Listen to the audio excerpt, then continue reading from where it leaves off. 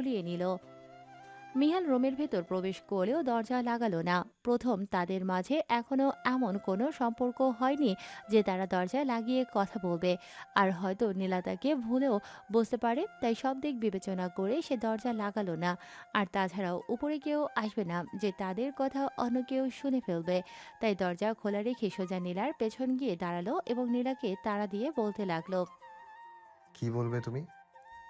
নীলা এখনো মিহালের দিকে পিঠ করে দাঁড়িয়ে আছে। চোখ বন্ধ করে এক বড় শ্বাস টেনে নিজেকে ধাতস্থ করলো এবং পেছন ফিরে মিহালের সরাসরি দাঁড়ালো। এখন দুজন একে অপরের মুখোমুখি। একটি কাগজ এবং কলম দিন আমাকে। কিছু না ভেবেই কথাটি বলে ফেলল নীলা। মিহাল হয়তো কিছুটা আন্দাজ করতে পারল, কিন্তু এখন সে কিছুই বলতে চায় না। তাই নিঃশব্দে তার টেবিলের উপর থেকে একটা নোট খাতা নিল এবং খাতা থেকে একটি পৃষ্ঠা ছিঁড়ে ফেলল। তারপরে একটি কলম নিয়ে নীলার দিকে এগিয়ে দিল। নীলা চট করে মিহালের হাত থেকে সেই নোট খাতা থেকে ছেঁড়া পৃষ্ঠা এবং কলম নিজের হাতে নিয়ে নিল এবং নোট খাতার উপর পৃষ্ঠাটি রেখে কিছু লিখতে শুরু করলো। মিহাল শেরওয়ানির পকেটে হাত ঢুকিয়ে নীলার দিকে তীক্ষ্ণ দৃষ্টিতে তাকিয়ে আছে। সে হয়তো কিছু বুঝতে পারছে অথবা কিছুই বুঝতে পারছে না। নীলা মিনিট 10 সময় নিল কিছু লেখার জন্য। খুব দ্রুতই লিখেছে সে, যতটা তার পক্ষে সম্ভব ছিল। লেখা শেষ হতে পৃষ্ঠায় শূন্যস্থান রেখে দেয়া দুটির মাঝে নিজের নির্দিষ্ট স্থানে সই করে দিল এবং মিহালের দিকে তাকিয়ে কাগজটি এগিয়ে দিয়ে বলল। আমরা কন্ট্রাক্ট ম্যারেজ করছি। আপনার যেমন এক কথায় আমি এই বিয়েতে রাজি হয়ে গিয়েছি, তেমনভাবে আমিও আশা করছি আপনি কোনো প্রশ্ন ছাড়াই এই কন্ট্রাক্টে রাজি হয়ে যাবেন। এখানে কিছু শর্ত আছে যা আপনাকে মেনে চলতে হবে। আপনি চাইলেও কিছু শর্ত যুক্ত করতে পারেন, সম্পূর্ণ আপনার নিজস্ব ইচ্ছে। মিহাল কিছুক্ষণ পলকহীন চোখে তাকিয়ে রইল নীলার দিকে। তার তো অবাক হবার কথা, কিন্তু সে মোটেও অবাক হচ্ছে না। বরং নীলা যে এতক্ষণ সময় লাগালো এমন সিদ্ধান্ত নিতে, এটি দেখে সে এতক্ষণ যাবৎ অবাক হয়ে যাচ্ছিল। বরং এখন নীলার সিদ্ধান্ত দেখে সে কিছুটা শান্ত হলো। ঠোঁটে এক রহস্যময় হাসি ফুটে উঠল। চোখে কিছু জয়ের আশঙ্কা দেখা গেল, যা নীলার চোখ হতে এড়ায়নি। নীলা মিহালকে শান্ত দেখে বাঁকা হাসলো এবং মনে মনে বলল। বাহ নীলা, তোর হবু বর দেখছি বেশ স্মার্ট এবং ব্রেভ। মোটেও বিচলিত হলো না, উল্টো আরো হাসছে। এখানে যদি তোর থার্ড ক্লাস পছন্দের ইরফান থাকতো, তাহলে পুরো বাড়ি মাথায় তুলিয়ে ফেলতো। মিহাল নীলার দিকে কিছুক্ষণ তাকিয়ে থেকে তারপর চুক্তিপত্রে থাকা শর্তগুলো না পড়েই সই করে দিল। নীলার চোখ বড় বড় হয়ে গেল। মিহাল এতক্ষণ নীলার চোখে স্মার্ট এবং বুদ্ধিমান ভাবলেও এখন তার চোখে সব থেকে বড় বোকা হয়ে গেল। কারণ যে ব্যক্তি কোনো কন্ট্রাক্ট পেপার না পড়ে সাইন করে দেয়, সে আর যাই হোক বুদ্ধিমান হতে পারে না। অন্তত নীলার মতে তো কোনোভাবেই না। নীলা যেই না মুখ খুলল কিছু বলার জন্য, অমনি মিহাল বলে উঠল। আমাকে বোকা ভাবার সময় বিয়ের পর আজীবন পাবে। আপাতত এই শর্তগুলো পড়ে আমি সময় নষ্ট করতে চাচ্ছি না। ঠিক যেরকম ভাবে আমি জানতাম তুমি কোনো না কোনো কন্ট্রাক্ট তৈরি করবে, ঠিক সেরকম ভাবে আমি আন্দাজ করে ফেলেছি এই কন্ট্রাক্টে কি কি শর্ত থাকতে পারে। খামোখা এগুলো পড়ে আমি নিজের বিয়ের মূল্যবান সময় নষ্ট করতে চাই না। আর এমন তো নয় যে তুমি আমার সকল সম্পত্তি নিয়ে পালিয়ে যাচ্ছ। আর সম্পত্তি নিয়ে পালিয়ে গেলেই বা কি করতে পারবো? যে জায়গায় আমার মন চুরি করে ফেলতে আমি কিছুই করতে পারলাম না, সেই জায়গায় সম্পত্তির বিষয় নিয়ে তো আমার আমি মাথাও ঘামাই না। তাই এখন চলো বিয়ে করি আগে, তারপরেই সব হিসাব নিকাশ হবে। বলে মিহাল সামনের দিকে অগ্রসর হলো আর নীলা রয়ে গেল পেছনে। সে মিহালকে যত জানছে ততই অবাক হচ্ছে। আসলে এই লোকটি নিজেকে যেরকম ভাবে রিপ্রেজেন্ট করে, ভেতর থেকে একদম তার ভিন্ন। এসব ভাবতে ভাবতে নীলা নিচে নেমে মিহালের পাশে গিয়ে বসলো এবং তাদের বিয়ে হয়ে গেল। মিহাল অতীতের ভাবনা থেকে বর্তমানে ফিরে এলো নীলার কণ্ঠস্বর শুনিয়ে। নীলা মিহালের মুখের সামনে হাত নাড়িয়ে নাড়িয়ে বলছে। ভেজা প্যান্ট পরে এভাবে দাঁড়িয়ে থেকেই সারা রাত পার করার ইচ্ছা আপনার? মিহাল নড়ে চড়ে উঠল। তারপর কাবাডের কাছে গিয়ে কাবাড খুলে একটি ট্রাউজার এবং গেঞ্জি নিল আর ওয়াশরুমে চলে গেল। মিহাল যেতেই নীলা অট্টহাসিতে ফেটে পড়ল। হাসতে হাসতে পেট চেপে বিছানায় বসে পড়ল। আসলে সে কথায় কথায় কেবল মিহালের প্যান্ট ভিজিয়ে দেয়। আর বেচারা মিহাল আগেও তাকে কিছু বলতে পারেনি, আর এখনও পারবে না। কারণ সে সেই কাগজে চালাকি করে একটি শর্ত লিখে দিয়েছিল, যেখানে লেখা ছিল নীলা যত ভুল করবে সব ভুলের দায় মিহালকে নিতে হবে। নীলা যদি তার স্ত্রী হয় তাহলে নীলার করা সকল ভুল তার ভুল।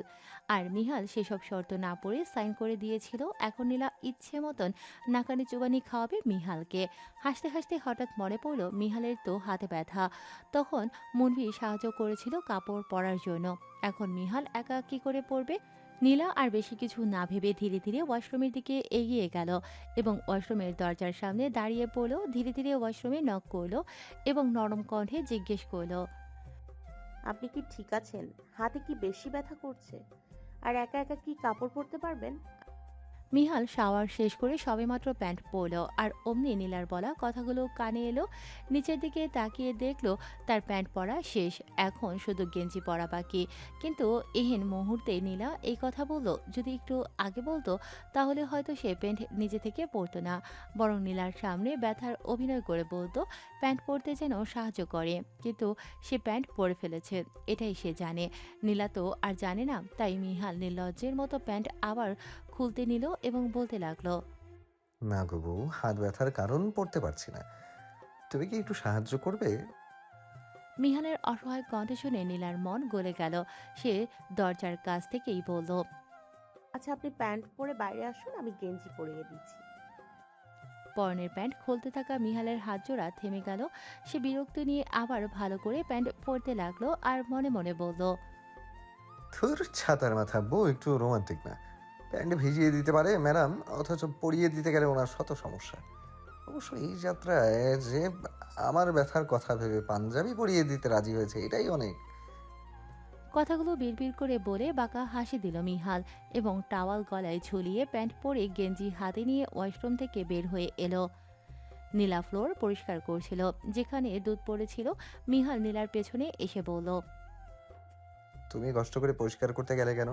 নিচে মেয়েটকে বললে সে এসে করে দিয়ে যেত। নীলা নিজের কাজ করতে করতে বলল, যেহেতু আমার জন্য নোংরা হয়েছে, সে তো আমি পরিষ্কার করব।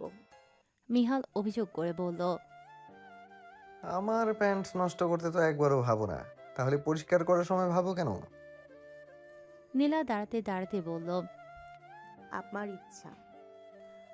বলেই মিহালের দিকে চোখ গেল তার। মিহাল তার সামনে শার্টলেস, সুঠাম চওড়া কাঁধের একপাশে একটা তোয়ালে অবহেলায় ঝুলছে আর হাতে ধরা তার গেঞ্জিটা। শাওয়ারের জল চুইয়ে পড়ছে মিহালের কপাল আর ধারালো চিবুক দিয়ে। অবাধ্য ভেজা চুলের গোছা থেকে দু এক ফোঁটা জল চুইয়ে মিহালের প্রশস্ত বুকের উপর দিয়ে গড়িয়ে নামছে, তৈরি করছে এক অদ্ভুত সম্মোহনী পথরেখা। মিহালের উদম শরীরের প্রতিটি পেশি যেন এই মুহূর্তে লাইটের আলোয় আরও বেশি স্পষ্ট, আরও বেশি আকর্ষণীয় হয়ে ধরা দিচ্ছে। নীলা চাইলেই চোখ সরিয়ে নিতে পারত, কিন্তু তার দৃষ্টি যেন অবাধ্য হয়ে মিহালের সেই সুগঠিত শরীরের খাঁজে খাঁজে আটকে যাচ্ছে। মিহালের পৌরদীপ্ত ওই রূপের সামনে নীলার দীর্ঘদিনের সাজানো গাম্ভীর্য মুহূর্তেই তাসের ঘরের মতো ভেঙে পড়ল। নীলার হৃস্পন্দনের গতি বাড়তে শুরু করেছে আর গলার কাজটা শুকিয়ে কাঠ। মিহালের শরীর থেকে আসা সেই পরিচিত সাবান আর শ্যাম্পুর ঘ্রাণ নীলার মস্তিষ্কে এক প্রকার নেশা ধরিয়ে দিয়েছে, যা উপেক্ষা করার সাধ্য ওর এই মুহূর্তে অন্তত নেই। মিহাল যতবার তার কাছাকাছি আসতো সে ঘ্রাণ পেত, আর আজ বেশ ভালো করে অনুভব করতে পারছে। নীলার অপ্রস্তুত চাহনি আর স্তব্ধ হয়ে থাকা দেখে মিহালের ঠোঁটের কোণে একটা বাঁকা হাসির রেখা ফুটে উঠল। সে জানত না যে তার এই রূপ নীলার হৃদয়ে কেমন ঝড় তুলেছে। মিহাল এক পা এগিয়ে এসে কাঁধে থাকা টাওয়াল দিয়ে নিজের ঘাড়ের জল মুছতে মুছতে নীলার খুব কাছে গিয়ে দাঁড়ালো এবং মিহাল নীলার কানের কাছে বকর নামিয়ে ফিস করে বলল, কি হলো নীলাঞ্জনা, এভাবে তাকিয়ে আছো যে? আমাকে কি আগে কখনো দেখোনি, নাকি আমার সেক্স প্যাকগুলো গুনতে শুরু করেছো? নীলা সম্বিত ফিরে পেয়ে তড়িঘড়ি করে চোখ সরিয়ে নিল। ওর গাল দুটো ততক্ষণে লজ্জায় টকটকে লাল হয়ে উঠেছে। সে নিজেকে সামলে নিয়ে একটু রাগী গলায় বলল, যা, কি যা তা বলছেন? আমি আপনার ওসব ফালতু বডি দেখতে যাব কেন? আমি জাস্ট ভাবছিলাম এই গরমে না, মানে আর শীতে আপনি গেঞ্জি না পরে এইভাবে ঘুরছেন কেন? অভ্যাস অসভ্য একদম। মিহাল আরেকটু ঝুঁকে এসে মজা করে বলল, ও তাই নাকি? কিন্তু তোমার চোখের মনি তো বলছিল অন্য কথা। গাল দুটো কেন আপেলের মতো লাল হয়ে গেল তবে? সত্যি করে বলো তো, আমি কি তোমার ক্রাশ লিস্টের ১ নম্বরে উঠে এলাম? চাইলে তুমি ছুঁয়েও দেখতে পারো। শুধু খালি চোখে কেন দেখবে? আমি আর আমার শরীর সব তোমার। আমি বাংলা ছবি দেখেছিলাম বাবার সাথে, যেখানে একটি ডায়লগ আছে, তুমি আমার শরীর পাবে কিন্তু মন পাবে না। আমার ডায়লগ ভিন্ন। নীলা বেবি, তুমি তো আমার মন নিয়েই নিয়েছো, চাইলে এই শরীরটাও নিয়ে নাও। আমি মোটেও মাইন্ড করব না। নীলার চোখ বের হয়ে আসার উপক্রম। একট মিহালকে দেখছে সে। তার লজ্জায় জান বের হয়ে এলো। নীলা মিহালের উন্মুক্ত বুকে আলতো ধাক্কা দিয়ে সরিয়ে দেওয়ার চেষ্টা করে মুখ ঘুরিয়ে বলল, একদম বাজে বকবেন না আপনি। আপনি এখন আয়নায় নিজের মুখটা দেখেন, একটা বাদরের মতো লাগছে। আর অশ্লীল কথাবার্তা বন্ধ করুন, সভ্য হন দয়া করে। মিহাল শব্দ করে হেসে উঠল। সে বুঝল নীলামুখে যাই বলুক তার বুকের ধুকপুকুনি সে ঠিকই টের পাচ্ছে। মিহালের টানা ফ্ল্যাটিং আর দুষ্টুমিতে নীলা মনে মনে কিছুটা কাবু হলেও বাইরে সেটা প্রকাশ পেতে দিল না। নীলা প্রসঙ্গ বদলানোর জন্য বলল, আপনি কি বাচ্চা? মাথার চুল ভালো করে মোছেননি, সেখানে থেকে পানি পড়ছে, তারপর তো ঠান্ডা লেগে যাবে। মিহাল অসহায় কণ্ঠে বলল। আসলে হাতে ব্যথা তো, তাই কিছু করতে পারছি না। তার অতটা ব্যথা না হলেও সে নীলার সামনে নিজেকে বারবার অসুস্থ প্রমাণ করছে শুধুমাত্র নীলা কাছ থেকে একটু যত্ন পাওয়ার জন্য। নীলা ব্যস্ত হয়ে বলল, দাঁড়িয়ে না থেকে চুপচাপ বসুন, আমি চুল মুছে দিচ্ছি। মিহাল যেন নীলার এই হঠাৎ বদলে যাওয়া শান্ত রূপটা বেশি উপভোগ করল। সে কোনো প্রতিবাদ না করে লক্ষ্মী ছেলের মতো বিছানার একপাশে বসল। নীলা তার কাঁধ থেকে আলতো করে তোয়ালেটা টেনে নিল। তারপর মিহালের ঠিক সামনে দাঁড়িয়ে পরম মমতায় ওর ভেজা চুলগুলো মুছে দিতে শুরু করলো। নীলার হাতের আঙ্গুলগুলো তোয়ালের আড়াল দিয়ে মিহালের মাথার ত্বকে স্পর্শ করছিল। চুলের ভেতর দিয়ে সেই স্নিগ্ধ অনুভবে মিহাল মুহূর্তেই অন্য এক জগতে হারিয়ে গেল। আগের সেই দুষ্টুমি মাখা চোখ দুটো এখন নিমিলিত।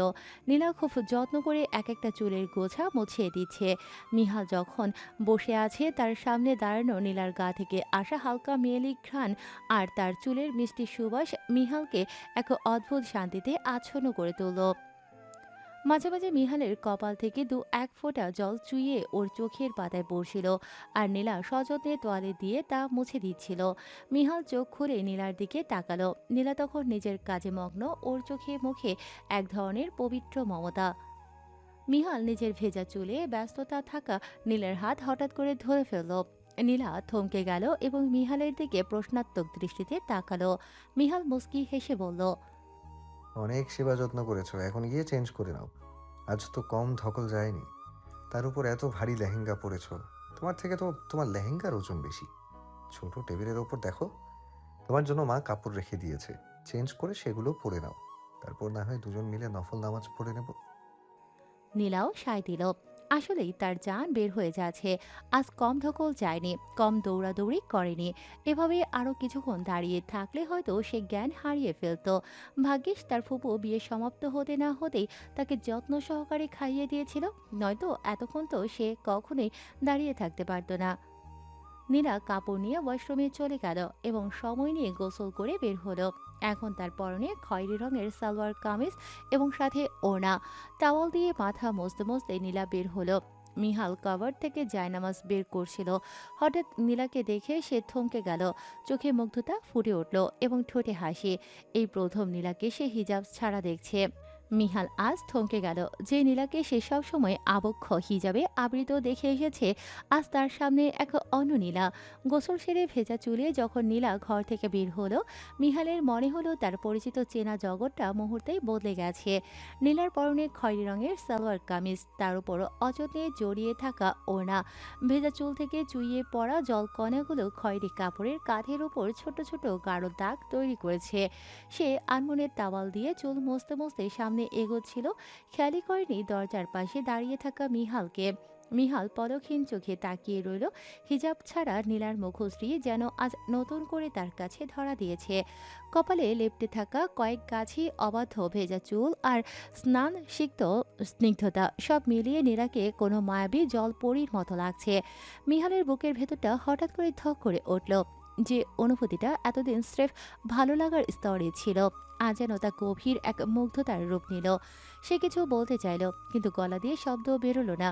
কেবল এক অদ্ভুত আবেশে আচ্ছন্ন হয়ে সে দেখল নীলা টাওয়াল দিয়ে চুল ঝাড়তে ঝাড়তে মাথা তুলল।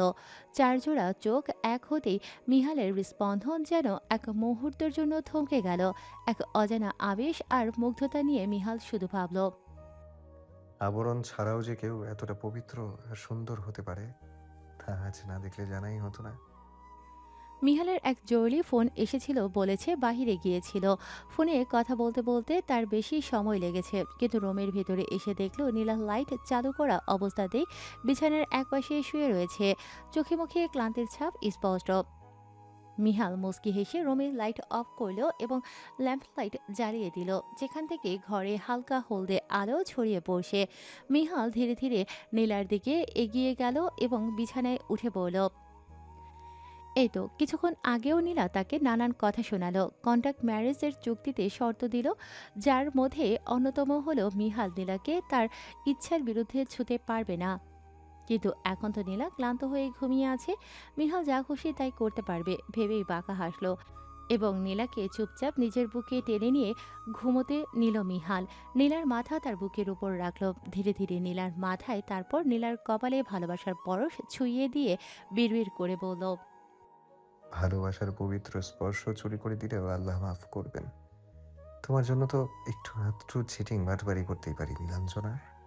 তুমি যে আমার প্রথম প্রেম, ভালোবাসা। অনেক যন্ত্রণা পেয়েছো, এখন সুখ পাওয়ার সময় তোমার।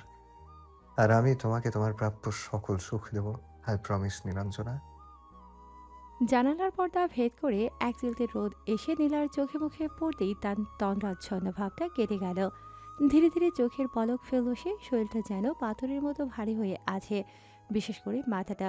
কালকে সেই হাড় ভাঙা খাটুনি আর রুদ্ধশ্বাস দৌড়ঝাঁপের ধকল এখনও কাটিয়ে উঠতে পারেনি সে। সারা জীবনেও বোধহয় এতটা পথ তাকে এভাবে ছুটতে হয়নি।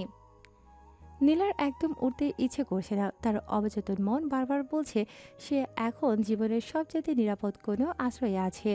ঘুমের ঘরে তার চোখ জোড়া যখন বারবার বুজে আসছিল, তখন আর জোর না করে সে গা এলিয়ে দিল, কিন্তু চোখ বন্ধ করতেই গত রাতের প্রতিটি মুহূর্ত চলচ্চিত্রের মতো তার মানুষ পথে ভেসে উঠল।